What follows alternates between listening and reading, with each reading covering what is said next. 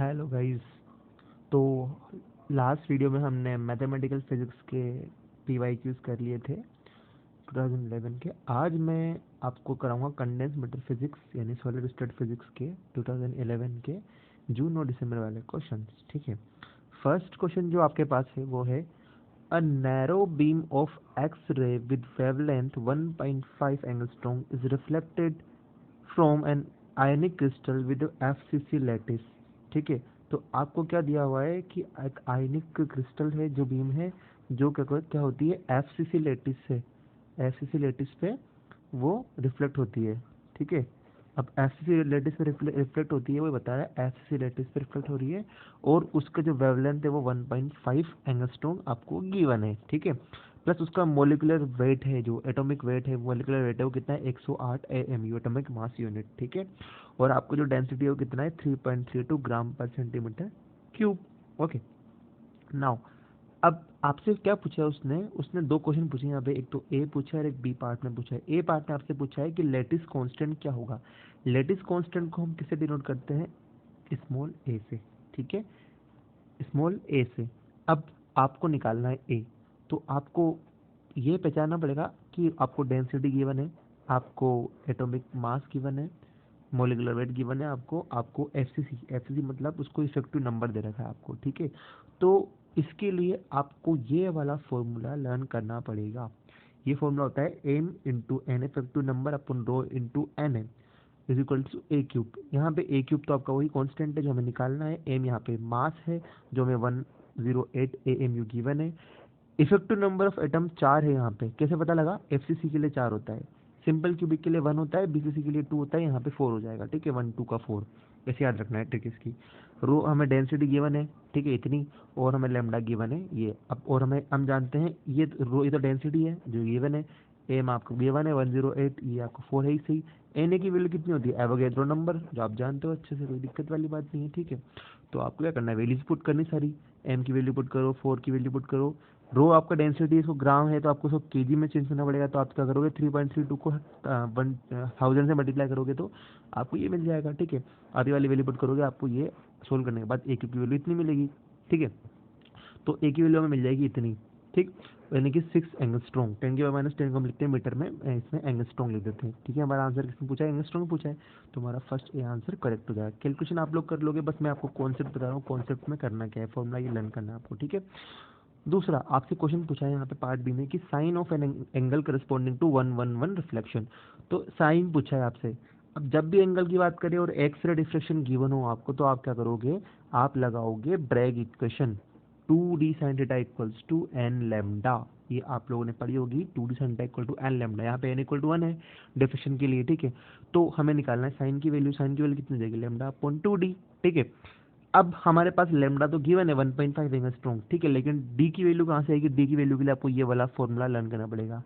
ठीक है, interplanar distance बोलते हैं इसको, डी को यहाँ पे हम लोग। ठीक है, तो डी इज इक्वल्स टू होता है सिंपल क्यूबिक के लिए a upon under H square plus K square plus L square. H के लिए यहाँ पे मिलर इंडिसेस कहलाते हैं, मिलर सूचकांक, मिलर इंडिसेस कहलाते हैं, जो हमें 111 गिवन है क्वेश्चन में। देखो आप लोग, ये आपको दिया हुआ है 111 रिफ्लेक्शन के लिए निकालना है आपको, तो आप क्या करोगे, एच के एल की वैल्यू 111 पुट करोगे इस जगह, ए की वैल्यू आपने निकाली है 6 एंगस्ट्रॉम।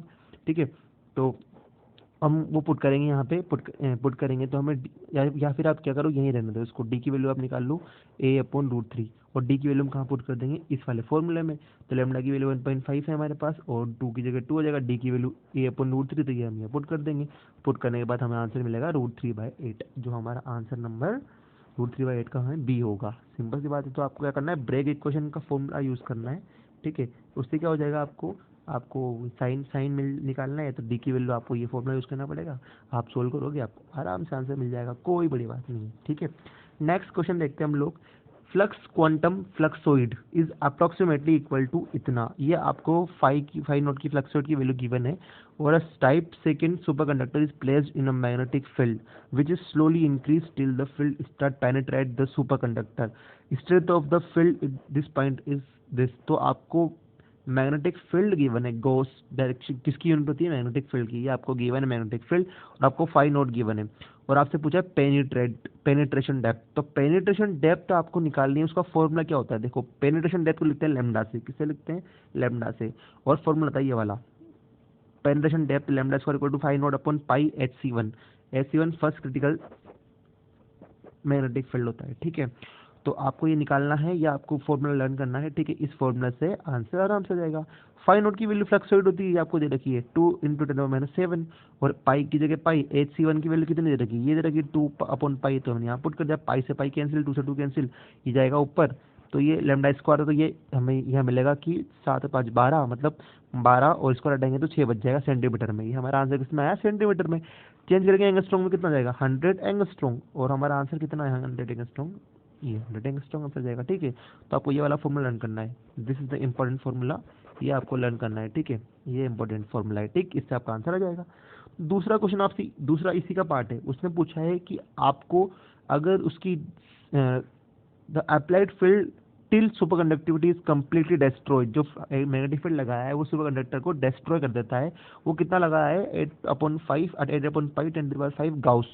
तो आपको निकालना है कोरिलेशन लेंथ, और कोरिलेशन लेंथ निकालने के लिए भी सेम फॉर्मूला होता है जो वहाँ पे था, बस वहाँ पे लैम्डा आता है, यहाँ पे जीटा। ये जाई बोलो या जीटा बोलो, एक ही बात है, जो आप प्रोनाउंस कर सकते हो। तो ये जीटा को बोलते हैं कोरिलेशन लेंथ, और इसका फॉर्मूला भी सेम वही, यहाँ पे वहाँ पे पेनिट्रेशन डेप्थ था, बस वहाँ पे HC1 था, यहाँ पे HC2 आ जाएगा, बस ये डिफरेंस रहेगा आपके पास, ठीक है। तो ये आपको गिवन है फाई नोट की वैल्यू, ये हमने पुट कर दी। HC नोट हमें अभी देखो ये रहा 8.5, 8/पाई दे रखा है आपको, तो 8/पाई की वैल्यू मैंने यहाँ पुट कर दी, HC2 की वैल्यू पुट करी, सोल्व किया, आंसर आएगा 50 एंगस्ट्रॉन्ग। लेकिन हमारे ऑप्शन में 50 एंगस्ट्रॉन्ग कहीं भी नहीं दे रखा, तो आपको मोस्ट सुटेबल आंसर देना है, और 50 किसके पास है? 20 एंगस्ट्रॉन्ग के, तो हमारा आंसर हो जाएगा 20 एंगस्ट्रॉन्ग, ठीक है। मोस्ट सुटेबल यानी कि पास, आस पास का ये आपको आंसर देना पड़ेगा, ठीक है, जब ऑप्शन नहीं मिले तो एग्जाम में, ठीक। नेक्स्ट क्वेश्चन है विग्नर सीड सेल का। ये आपको विग्नर सीड सेल दे रखी है। विग्नर सीड सेल आप लोगों ने पढ़ी है अच्छे से, MSc में आती है ये। तो विग्नर सीड सेल आपको निकालना है, आपको पूछा है इसका एरिया कितना होगा। तो कुछ नहीं, कोई भी एक एरिया लो। देखो ये आपको क्या दिख रहा है? ये हेक्सागोनल है, ठीक है। तो किसी भी एक पार्ट को ले लो आप विग्नर सीड सेल का। तो मैंने एक पार्ट ले लिया इसका, ये वाला, ठीक है। अब इसके मैंने इक्वल पार्ट किए, तो 6 इक्विलेटरल ट्राइंगल बन रहे हैं यहाँ पे। कितने बन रहे हैं? आप काउंट कर लो, 6 इक्विलेटरल ट्राइंगल बन रहे हैं। तो आप लोग जानते हो एक का एरिया कितना होता है? एक इक्वल ट्राइंगल का एरिया होता है √3/4 A²। बट हमें 6 निकालना, तो 6 से मल्टीप्लाई कर दोगे, सोल्व करोगे तो आपको आंसर मिल जाएगा √3/2 A², जो आपका ऑप्शन नंबर डी आ जाएगा। सिंपल सा कॉन्सेप्ट है, ठीक है। इसी के अंदर एक और क्वेश्चन पूछा उसने, ये देखो, the Bravais lattice for this array. तो ब्रेवेस्ट लेटिस पूछा इसके लिए, तो वो क्या होंगे? जो साथ में रहेंगे, ठीक है, जो कंटिन्यूसली रहेंगे। वो कंटिन्यूसली कौन कौन है? A वेक्टर और A1 और A2 वेक्टर साथ में यहाँ पे, ठीक है। तो ये आपके कंटिन्यूस वेक्टर कहलाएंगे, जो बेसिस से बने होंगे, यानी कि इसके साइड्स को डिनोट करेंगे, ठीक है। ये आपके कहलाएंगे A1 A2 बेसिस। लेकिन उसने ऑप्शन में क्या गिवन है? हमें ऑप्शन में हमें गिवन है कि रेक्टेंगुलर और हेक्सागोनल। बट हमारा हमें पता है कि ये हेक्सागोनल है हमारा, तो हम हेक्सागोनल वाला टिक करेंगे, यानी कि दो में से एक आंसर होगा, और कौन सा होगा? A1 A2 वाला, यानी कि हमारा सी ऑप्शन करेक्ट रहेगा। सिंपल सा कॉन्सेप्ट, ठीक। अब हम बात करेंगे दिसंबर 2011 के क्वेश्चंस की। 2011 जून वाले खत्म हो चुके हैं। तो ये क्वेश्चन कहता है कि the potential of a diatomic molecular a function of distance r between the atom is given by, potential आपको गिवन है। The value of potential at equilibrium separation between the atom. जब भी मिनिमा मैक्सिमा इक्विलिब्रियम की बात आ जाएगी, आपको बस उसका डिफरेंशिएशन करना है वेरिएबल के रेस्पेक्ट में, और उसको 0 के इक्वल पुट करना है, इक्विलिब्रियम पॉइंट निकालना है, जो हम पहले कर चुके हैं, ठीक है। जैसे ये हमें गिवन है, हमें इक्विलिब्रियम पॉइंट निकालना, तो कब निकलता है? फर्स्ट डिफरेंशिएट करके 0 के इक्वल पुट कर दो। मैंने डिफरेंशिएट किया, 0 के इक्वल पुट किया, तो हमें R06 की वैल्यू मिल गई। आप चाहो तो R0 की वैल्यू निकालो, वरना हम लोग डायरेक्ट R06 रख देते, क्योंकि हमें यहाँ पुट करना है ये वैल्यू। तो यहाँ पे हमने R6 की वैल्यू पुट करी, यहाँ पुट करेंगे, यहाँ पुट करेंगे, तो ये हमें वैल्यू मिल जाएगी। तो हमारा V0 की वैल्यू कितनी आ जाएगी? इतनी आ जाएगी, और ये हमारा आंसर रहेगा, दैट विल बी -A²/4B, ठीक है। सिंपल सा कॉन्सेप्ट है। मतलब आपको करना है इक्विलिब्रियम सेपरेशन निकालना है, मतलब किस पॉइंट पे इक्विलिब्रियम मिलेगा, तो डिफरेंशिएट करो, और जो वैल्यू आए उसको वापस फर्स्ट वाली इक्वेशन में पुट कर दो। सिंपल सा कॉन्सेप्ट है, कोई दिक्कत ही नहीं है। जब भी इक्विलिब्रियम और मैक्सिमम मिनिमम बोले, आपको ये कॉन्सेप्ट यूज करना है। Next question, if the energy the number density of free electron gas is 3 dimension is increase 8 time. Number density 8 time increase कर दी जाए तो फर्मी टेम्परेचर पे क्या इफेक्ट पड़ेगा? सिंपल सा कॉन्सेप्ट है, जो फर्मी एनर्जी होती है वो नंबर डेंसिटी की 2/3 पावर के डायरेक्टली प्रोपोर्शनल होती है, और इसने 8 टाइम इंक्रीज कर दी, मतलब कि 8 की टाइम इंक्रीज करा तो 8n कर दिया मतलब उसने, और 8n की पावर कितनी है? 2/3। तो 8 को हम सोल्व करेंगे तो क्या मिलेगा हमें? 4 मिलेगा, 4n मिलेगा, यानी कि हमारी जो एनर्जी है वो 4n के प्रोपोर्शनल आ रही है, और एनर्जी टेम्परेचर के प्रोपोर्शनल होती है, तो टेम्परेचर भी इसके डायरेक्टली प्रोपोर्शनल हो जाएगा, मतलब जो एनर्जी 4 टाइम बढ़ रही थी तो टेम्परेचर भी 4 टाइम इंक्रीज हो जाएगा, यानी कि हमारा आंसर आएगा इंक्रीज बाय फैक्टर 4। ठीक है, सिंपल सी बात है, एनर्जी टेम्परेचर के प्रोपोर्शनल है तो एनर्जी जितना जितना बढ़ी उतना टेम्परेचर बढ़ेगा, यानी कि 4 टाइम इंक्रीज हो जाएगा।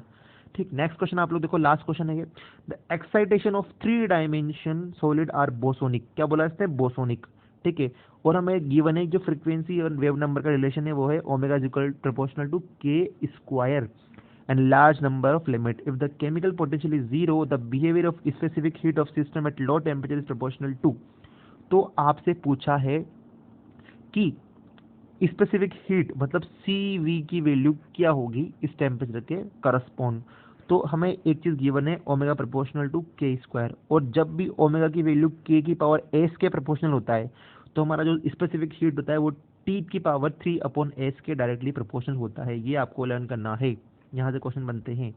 तो यहाँ पे एस कितना है? 2 है, तो यहाँ पे कितना है? 3/2। सिंपल सा कॉन्सेप्ट, 3/2 आपका सी आंसर आ जाएगा। ठीक है, और इसी के साथ हमारे सॉलिड स्टेट फिजिक्स के 2011 के क्वेश्चन खत्म होते हैं। तो आप लोग नेक्स्ट का वेट कीजिए, और लाइक कीजिए, सब्सक्राइब कीजिए चैनल को, और सबके साथ शेयर कीजिए, क्योंकि मैं इजी कॉन्सेप्ट में आपको प्रीवियस ईयर क्वेश्चन के सॉल्यूशन करवा रहा हूँ, क्योंकि आपको कोई दिक्कत नहीं आएगी। जब हम लोग 11 से 19 तक के सारे क्वेश्चन कर लेंगे तो आपको अपने आप ही थोड़ा कॉन्फिडेंस हो जाएगा सोल्व करने में। तब तक के लिए thank you so much, bye bye.